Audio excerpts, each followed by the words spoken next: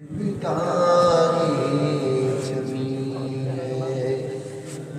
ہے چاندیوں پر نگاہیں جمی ہے، اپنا جلوہ اسی میں دکھا دو غوث اعظم، اپنا جلوہ اسی میں دکھا دو،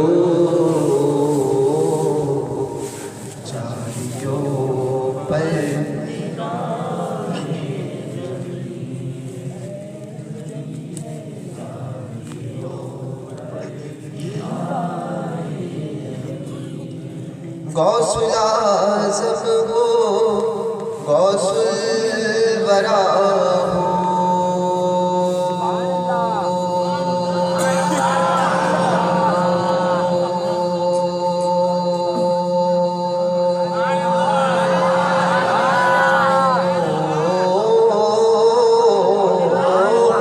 غوث الاعظم ہو غوث الورا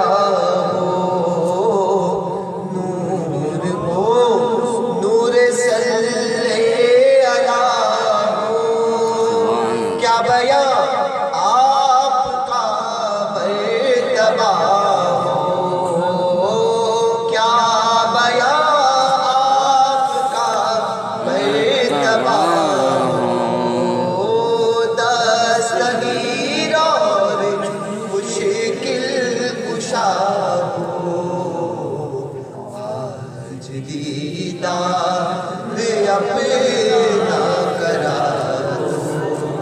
دو آج دیدار اپنا کرا دو، چاندیوں پر نگاہیں جمی ہے چاندیوں پر نگاہیں جمی ہے، اپنا جلوہ اسی میں دکھا دو،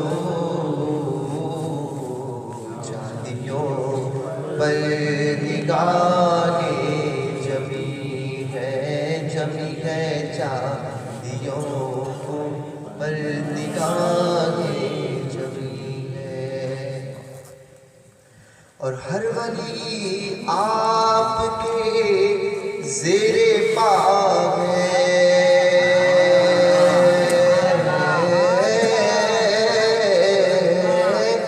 ہر ولی آپ کے زیر پاؤں ہے، ہر ادا مصطفیٰ کی ادا ہے، آپ نے دین زندہ کیا ہے، آپ نے دین زندہ کیا ہے، ڈوبتوں کو سہارا دیا ہے، میری کشتی کنارے لگا دو غوث اعظم، میری کشتی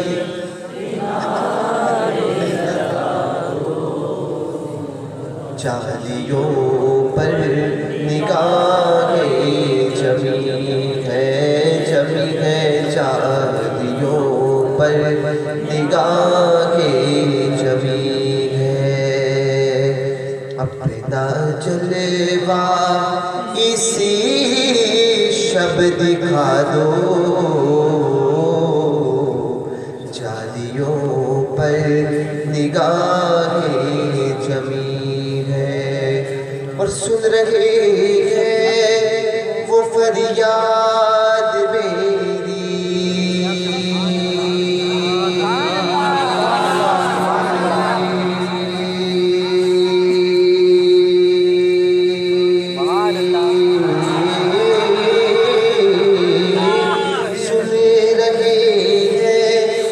فریاد میری خاک ہوگی نہ برباد میری، غوث پاک فرماتے ہیں کہ آپ سے کسی نے پوچھا حضور آپ کے مرید کون ہے، آپ کے اصحاب کون ہیں؟ فرماتے ہیں کہ جو اپنے آپ کو صبح قیامت تک جو اپنے آپ کو میرا جو چاہنے والا اپنے آپ کو میری طرف منسوب کر لے، یہ کہے کہ میں غوث پاک کا غلام ہوں، غوث پاک کا مرید ہوں، یعنی میری طرف منسوب کر لے، وہ میرے اصحاب ہیں۔ اللہ تبارک و تعالیٰ نے میرے مریدوں کے متعلق مجھ سے یہ وعدہ فرمایا کہ جب تک اے عبد القادر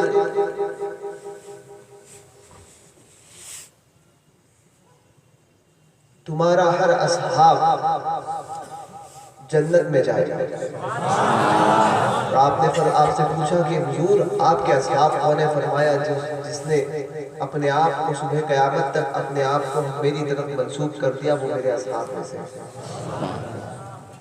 تو وہ حضور غوث پاک فرماتے ہیں کہ میرا مرید اچھا نہ ہو تو کیا کیا، میں تو اچھا ہوں، میرا مرید جید نہ ہو تو کیا کیا، میں تو اچھا ہوں۔ میرے اعلیٰ حضرت نے اسی کی ترجمانی فرمائی، فرماتے ہیں کہ اے رضا یوں نہ بلک تو نہیں جید تو نہ، سیدے جیدے ہر دہر ہے مولا تعالی۔ ایک مقام پر حضور غوث پاک فرماتے ہیں کہ میرا مرید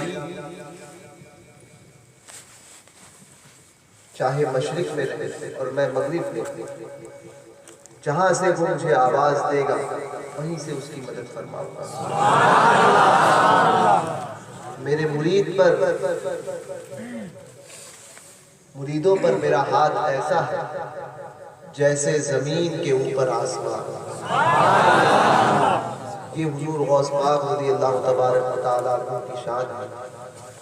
ہم خوش نصیب ہے کہ ہمیں وہ پیر ملے جس جیسا دوسرا پیر کوئی نہیں، وہ حضور غوث اعظم ہے۔ آپ سے پوچھا حضور آپ کا مرید کون ہے، اس پہ بھی ذرا توجہ دیجیے۔ فرمایا کہ جو ایک بھی کام خلاف شرع نہ کرے وہ میرا مرید ہے۔ اپنی زندگی میں انقلاب پیدا کرے، ہم نے اپنا ہاتھ جو ہے وہ غوث پاک کا ہاتھ دیا۔ جب مرید اپنے شیخ کے ہاتھ پر ہاتھ دے کر بکتا ہے، اس وقت وہ ایک وعدہ اپنے شیخ سے کرتا ہے۔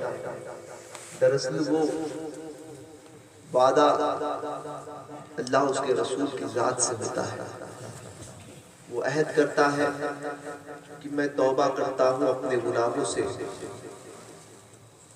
اور گناہوں سے بچتا رہوں گا، جھوٹ سے اور تمام صغیرہ کبیرہ گناہ سے بچوں گا، نمازوں کو ادا کروں گا۔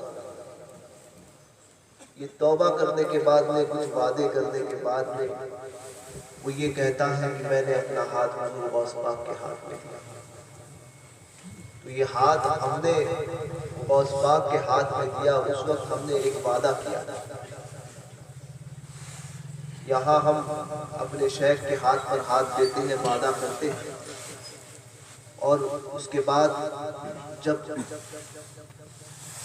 پہلی نماز کا وقت ہوتا ہے، یعنی آپ نے عصر میں وعدہ کیا، شیخ کے ہاتھ میں ہاتھ دیا، تو اکثر ایسا ہوتا ہے کہ مغرب کی نماز وہ چھوڑ دیتا ہے۔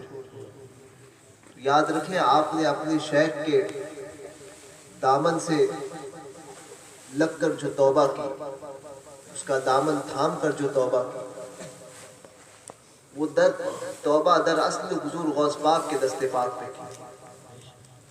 اب آپ یہ سوچیں کہ یہ ہاتھ ہم نے کس کے ہاتھ میں دیا اور کس سے وعدہ کیا تھا۔ اس ہاتھ کو جس ہاتھ میں آپ نے دیا ہے تو اس سے حیا کریں کہ اس بارگاہ میں ہمیں اپنا منہ دکھانا ہے۔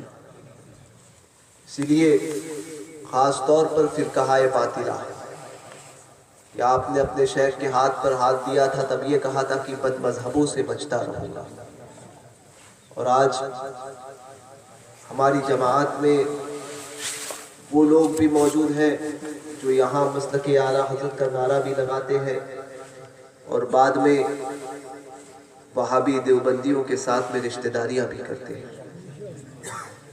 تو یہ یک گناہ غیر مقلدیت ہے اور یہی کہیں نہ کہیں صلح کلیت ہے. تو ایسے دوگلی پالیسی نہ کریں. سنی وہ ہے جو یہ نہیں کہتا یہ بھی صحیح وہ بھی صحیح وہ بھی صحیح. سنی وہ ہے جو کہتا ہے سب غلط ایک صحیح. وہ مندر کے گھنٹا اور مسجد کے اذانوں کو ایک نہیں کہتا.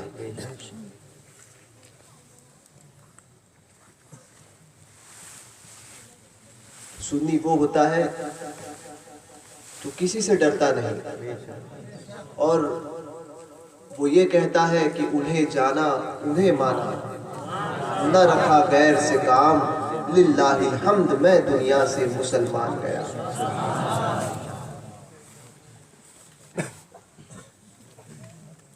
اور وہ اپنی سنیت پر ایسا پختہ ہو کہ وہ اپنی زبان حال سے تاج الشریعہ کا یہ شعر گنگنائے کہ نبی سے جو ہو بیگانہ اسے دل سے جدا کر دے. پدر مادر برادر مال و جاں ان پر فدا کر دے. یہی مسلک اعلیٰ حضرت ہے کہ وہابی دیوبندیوں کی نہ شادیوں میں جائیں نہ ان سے شادیاں کریں نہ ان کو اپنے شادیوں میں بلائیں نہ ان کے جنازے میں جائیں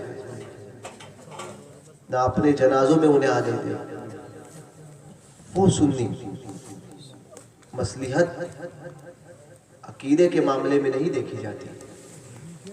تو ایسے سنی بنو کہ لوگ تمہیں دیکھ کر یہ کہیں کہ یہ بڑا متسلب ہے تعصبی ہے. اپنے دین میں ایسے سخت ہونا چاہیے. یہ میں نہیں، میر عبد الواحد بلگرامی نے 600 سال پہلے سبا سنابل شریف میں اپنی کتاب میں لکھا ہے کہ ایسا متسلب سنی ہو کہ لوگ اسے دیکھ کر تعصبی جانیں. ایسے اپنے عقیدے کے اندر ایسا پختہ ہو. یہی پیغام سرکار اعلیٰ حضرت نے دیا. اس صدی میں اسی پیغام کو سرکار اعلیٰ حضرت نے دیا ہے اور اسی کی اشاعت حضور تاج الشریعہ نے اس وقت فرمائی، اس دور میں کی. اس پر سختی سے قائم رکھے، بد مذہب سے اپنے آپ کو دور رکھے، کسی وہابی دیوبندی کے ساتھ میں کوئی رشتہ داری نہ کرے.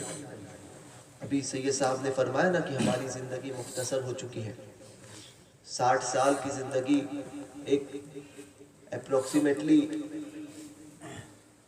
ہماری ہوتی ہے. اس 60 سال کی زندگی میں بچپن، جوانی اور بڑھاپا، ان تینوں مراحل کو ہمیں طے کرنا ہے. یہ مختصر سی زندگی، مگر اس کے بعد میں ایک سچ ہمارے سامنے ہے، وہ موت، اور وہ آنی ہے. اور اس مجمع میں ہی ہم میں سے کئی ایسے ہوں گے کہ ہم اتنے بے خبر اور غافل ہیں کہ ہم میں سے کئی ایسے ہوں گے کہ جن کے کفن تک دکانوں میں آ چکے ہوں گے، جن کے کفن تک دکانوں میں آ چکے ہوں گے، لیکن ہمیں اس کا احساس نہیں. تو اپنی زندگی میں جانے سے پہلے کم از کم کچھ ایسا کرو.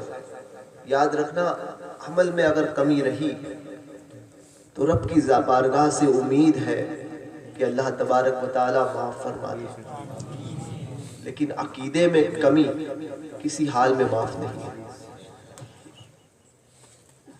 عمل کی کمی کو دور کرنا چاہیے لیکن عقیدے میں کمی نہیں آنی چاہیے کہ عقیدے کی کمی میں کمپرومائز نہیں ہوگا. وہابی دیوبندیوں کے ساتھ میں لوگ کہتے ہیں، خاص طور پہ کچھ پڑھا لکھا طبقہ جو زیادہ دنیا پڑھ لیا، یا کچھ وہ طبقہ جو اب بڑھاپے کی طرف جا رہا ہے کہ ابھی ان کے ساتھ میں ہم کو رہنا ہے، معاشرے میں رہنا ہے، یہ کرنا ہے، اور وہ تھوڑی ہم کو خراب کہتے ہیں۔ یہ باتیں عام طور پر ہوتی رہتی ہیں کہ اب دنیا میں اگر چلنا ہے، اور کچھ سیاسی حضرات بھی یہ کہتے ہیں کہ اب مسلمانوں کے اوپر حالات ٹھیک نہیں ہیں، تو یاد رکھے اب غیروں کے سامنے ہمیں ایک ساتھ میں مل کر رہنا ہوگا۔ تو یاد رکھے باطل اور حق ساتھ میں نہیں ہو سکتے۔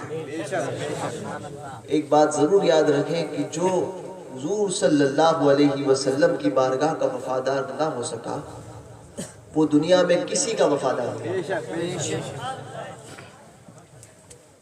تو جو اسلام لانے کے بعد اسلام سے پھر گئے،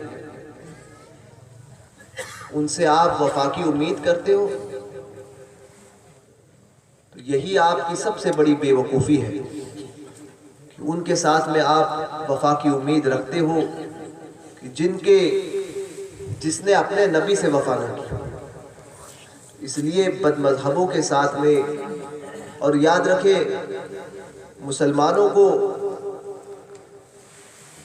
خوف کرنے کی کوئی ضرورت نہیں۔ اس دین کا مددگار اور اس دین کی حفاظت کرنے والا اللہ تبارک و تعالی ہے۔ اسلام کل بھی سربلند تھا، اور اللہ تبارک و تعالی نے اسلام کو اس وقت بھی زندہ رکھا جب اس اسلام میں 313 ماننے والے تھے۔ اس وقت بھی یہ سلامت تھا جب کربلا کے میدان میں 72 تھے۔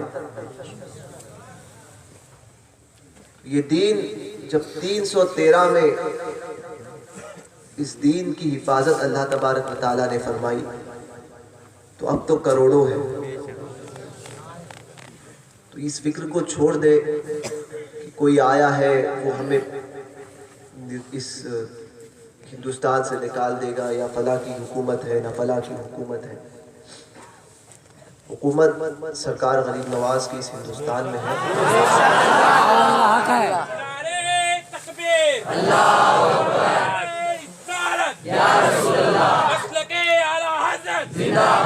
خواجہ کا ہندوستان، خواجہ کا ہندوستان، چوروں کا ناراضہ کا، چوروں کا ناراضہ کا،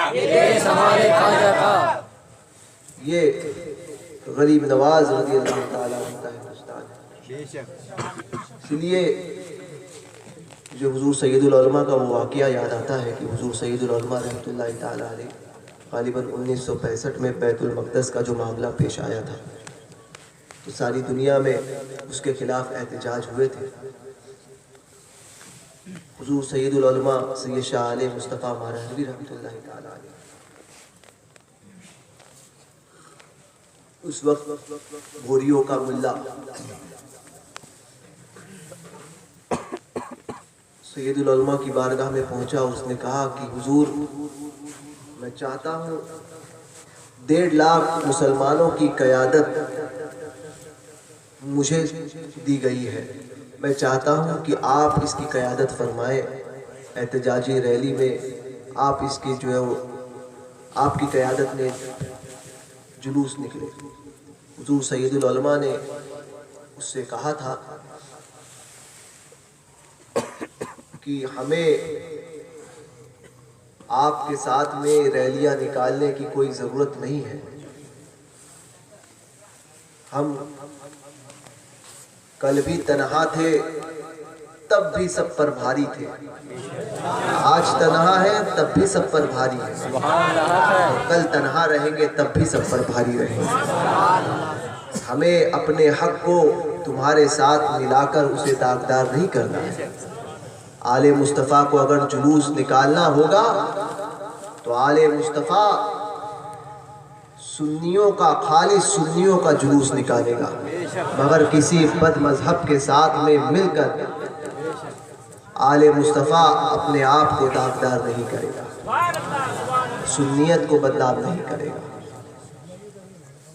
تو حضور سید العلماء نے یہ نہ دیکھا کہ 1.5 لاکھ کے مجمع کی قیادت مل رہی ہے، بلکہ یہ دیکھا کہ اللہ اس کے رسول کا فرمان کیا ہے۔ اس لیے وہابی دیوبندی سے اتحاد، مر جانا بہتر ہے مگر اتحاد کی کوئی صورت نہیں۔ اور جو اس اتحاد کے نعرے کو لگاتا ہے وہ کوئی بھی ہو، وہ سیاسی آدمی ہو، وہ کوئی پیر ہو یا کوئی عالم ہو، جو یہ کہے کہ بد مذہب کے ساتھ میں، وہابی دیوبندی کے ساتھ میں اتحاد کی ضرورت ہے، ایسے آدمی کو، ایسے شخص کو اپنے آپ سے دور رکھے۔ قطعی طور پر ایسے لوگوں کو اپنے پاس آنے نہ دیں۔ یہی مسلک اعلیٰ حضرت ہے۔ کسی دین کے مسئلے میں، شریعت کے معاملے میں کسی کی رعایت نہ کی جائے، اور جہاں پر ناموس رسالت کی بات ہو اور عشق رسول کی بات ہو، وہاں بد مذہبوں کے ساتھ میں ہمارا اتحاد ہو ہی نہیں سکتا۔ دنیا میں کسی معاملے میں ہمارا اتحاد کسی وہابی دیوبندی کے ساتھ ہو ہی نہیں سکتا۔ اس پر سختی سے قائم رہے، اس کو گاٹھ باندھ لے۔ کبھی بھی زندگی میں کوئی ایسا موڑ آئے یا ایسا لگے کہ اب ان کے ساتھ میں ضرورت ہے، تو اس وقت مر جانا بہتر ہے۔ ایمان کی سلامتی کے ساتھ مر جانا بہتر ہے، مگر وہابی دیوبندی کے ساتھ میں اتحاد قطعی طور پر منظور نہ کرنا۔ اللہ تبارک و تعالی ہم سب کو مسلک اعلیٰ حضرت پر سختی سے قائم رہنے کی توفیق رفیق عطا فرمائے۔ یاد رکھیں، ہمارے پاس یہی چیز ہے۔ ہمارے نامہ اعمال میں کوئی نیکیاں نہیں ہے، اور ہم اپنی زندگی کو دیکھیں گے تو سوائے گناہوں کے اور کچھ نہیں ملے گا۔ ایک چیز مگر ہمارے پاس ایسی ہے کہ جس پر ہمیں بہت ناز ہے، اور ہمیں یقین ہے اللہ کی ذات سے کہ ہمارا عمل بارگاہ الہی میں مقبول ہو نہ ہو، یہ اس کے کرم کی بات ہے۔ اس نے اگر کرم فرما دیا، میرے رب نے کرم فرمایا، ہمیں بخش دیا، تو یہ اس کا فضل ہے، اور ہماری پکڑ فرمائی کہ ہم اسی قابل تھے، مگر ہم اللہ سے اس کے عدل کا نہیں، اس کے فضل کا سوال کرنے والے لوگ ہیں۔ تو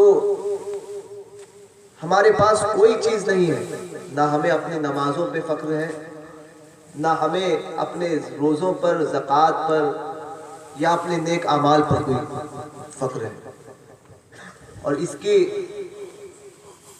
ہم اپنے نیک اعمال کے بدلے میں جنت میں جائیں گے، اس لیے ہم نیک اعمال کرتے ہیں۔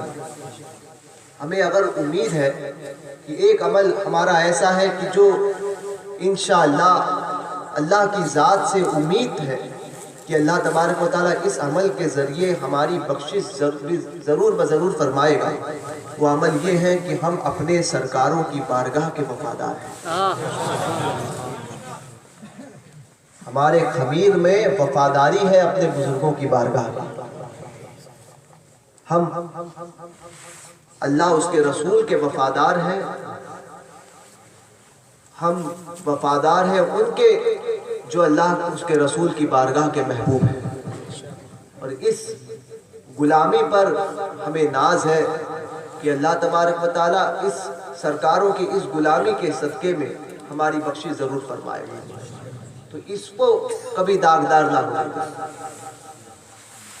اس غلامی کو جو پٹا ہم نے اپنے گلے میں باندھا ہے، اس کو کبھی جو ہے وہ نکال کر نہ پھینکے۔ غوث پاک کی غلامی کا پٹا اور سرکاروں کی غلامی کا پٹا ہمارے گردنوں پر جو ہے، اس کو نکال کر نہ پھینکے، اس نسبت کو کبھی داغدار نہ ہونے گا۔ سنی ایسے سنی بن کر رہے کہ 60 سال کی 70 سال کی زندگی میں جب بھی ہم جائیں تو کہنے والا ہمارے پیچھے یہ کہے کہ بڑا پکا سنی تھا، اگرچہ علم نہ تھا، عمل میں کچھ کمی رہ گئی، مگر سنیت میں بڑا پکا تھا. لوگ یہ گواہی ہمارے پیچھے تھے. اس پر یاد رکھیں کہ لوگ یہ کہیں کہ اللہ امید ہے کہ اس عمل کی وجہ سے اس کی جو ہے بخشش ہو جائے گی. تو یہ معاملہ اپنے ساتھ میں لے کر رکھیں، پکے سنی بن کر رہیں. وہابی دیوبندیوں کے ساتھ میں کوئی اتحاد نہیں ہوگا اور کبھی نہیں ہوگا. اس کو مضبوطی سے تھامے رکھیں، کیونکہ ان علاقوں میں کچھ لوگ کام کر رہے ہیں وہابیت کا، اور کچھ کام ہو رہا ہے رافضیت کا. یہ حب علی کے نام پر بغض معاویہ پلایا جا رہا ہے. تو ایسے لوگوں سے بھی بچے. ایسی تقریریں عموماً جو ہے یہ ہوتا ہے کہ لوگ یوٹیوب پر ایسی تقریروں کو سنتے ہیں جو غیروں کی ہوتی ہے. تو سونا جنگل رات اندھیری چھائی بدلی کالی ہے، سونے والوں جاگتے رہیو چوروں کی رکھوالی. سننے کسی کو سننے سے پہلے یہ ضرور اس بات کی تصدیق کر لیں کہ جس کو ہم سن رہے ہیں وہ سنی صحیح العقیدہ مسلک اعلیٰ حضرت کا ماننے والا ہے یا نہیں. اگر پتہ چل جائے کہ فلاں مولوی مسلک اعلیٰ حضرت کا مخالف ہے تو ایسے کو قطعی نہ سنیں، اس لیے کہ یہ تمہیں کیا بتائے اور کس بزرگ کی بارگاہ کا بغض پلائے اور کس صحابی کا بغض جو ہے وہ آپ کے دل میں ڈال دے. یہاں بغض آیا وہاں جو ہے وہ ہماری دنیا وہاں پہ رکھتا ہے. اس لیے ہر ایک کو نہ سنیں جب تک کہ کسی سنی صحیح العقیدہ جاننے والے انسان سے یا ایسے عالم سے جو آپ کے علاقے میں رہتے ہیں ان سے اس بات کی تصدیق کرائے کہ میں فلاں کو سنتا ہوں، فلاں عالم کو سنتا ہوں، کیا ان کو سنوں یا نہ سنوں. ورنہ اگر تقاریر آپ کو سننی ہے تو نیٹ پر میں سمجھتا ہوں حضور تاج الشریعہ کی بہت سی تقریریں موجود ہیں. حضور ممتاز الفقہاء علامہ ضیاء المصطفیٰ صاحب قبلہ کی بہت سی تقاریر موجود ہیں. اشرف الفقہاء کی بہت سی تقاریر موجود ہیں، یا دیگر ایسے علماء جو مسلک اعلیٰ حضرت کے صحیح ترجمان ہیں. ایسوں کو سنیں اور اس پر عمل کریں. ہر ایک کی تقریریں نہ آگے فارورڈ کریں نہ ان کی تقریروں کو سنیں. اس پر ضرور دھیان دیں. اپنے ایمان کی حفاظت خود کریں. ہمارے لیے کیا صحیح ہے، جہاں آگ ہوتی ہے وہاں ہم کبھی نہیں جائیں گے، کیونکہ ہم جانتے ہیں کہ یہ آگ جلاتی ہے. اس لیے جہاں ایمان کا خطرہ ہو کہ اب اس کو سننے سے یا اس کے قریب ہونے سے ایمان میں کمی آنے کا کوئی اندیشہ ہو تو ایسے عالم کو، ایسے مقرر کو، ایسے پیر کو کبھی بھی نہ سنیں. ہمارے پاس علماء اہل سنت کی کمی نہیں ہے. جو علماء جو اسٹیج پر منبر پر موجود ہیں ان کو سنو اور دین کو سیکھنے کے لیے ان علماء سے رابطہ قائم کرو. واٹس ایپ سے دین نہ سیکھو. ہوتا یہ ہے کوئی حدیث پڑھ لیتے ہیں اور پھر اسی کے تعلق سے کہ حدیث میں آیا ہے، حدیث میں آیا ہے، حدیث میں آیا ہے. یاد رکھیں ہم مقلد ہیں، غیر مقلد نہیں. حدیث کے حکم کو براہ راست اخذ کرنا یا حدیث کو سمجھنا یہ ہمارے لیے ہر ایک کے لیے جو ہے ممکن نہیں ہے. اس کے لیے علماء ہیں جو اس کو سمجھیں گے اور ہم تک پہنچائیں گے. ہمارا کام ہے کہ ان علماء کی پیروی کریں. تو ایسے واٹس ایپ پر آنے والے ایسے میسیجز کو براہ راست بغیر کسی تحقیق کے ہم آگے بڑھا دیتے ہیں. تو اس سے بچے. واٹس ایپ پر کسی کی تقریر ڈالنے سے پہلے اپنے علاقے کے مستند عالم سے اس کے تعلق سے پوچھ لے کہ فلاں کی تقریر آگے ڈالے یا نہ ڈالے. اگر انہوں نے کہا کہ فلاں کو سنو یا ان کو بھیجے کہ یہ صحیح ہے یا غلط ہے, اس کے بعد میں کسی کو فارورڈ کرے.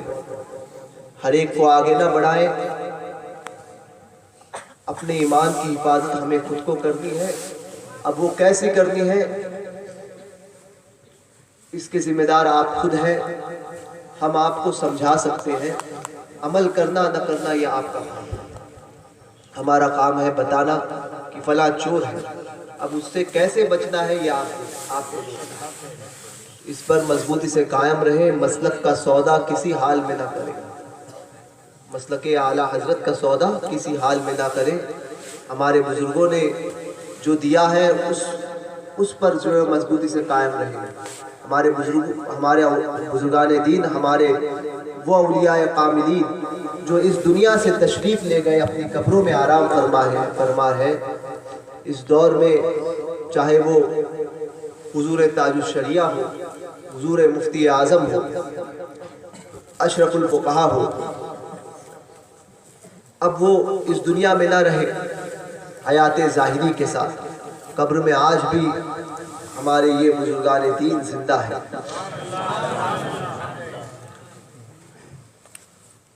اگرچہ مگر ان کا پیغام جو انہوں نے ہمیں دیا ہے, اس پیغام پر سختی سے عمل کرتے رہے اور ان کے دامن کو تھامے رکھے, اور جو ان کے مشن کو لے کر چل رہے ہیں ایسوں کے ساتھ میں رہے, اور جو ان بزرگوں کے مشن سے ہٹ گیا ہو ایسوں سے اپنے آپ کو دور رکھے. اللہ تبارک و تعالی ہم سب کو مسلک اعلیٰ حضرت پر قائم رہنے کی توفیق رفیق عطا فرمائے.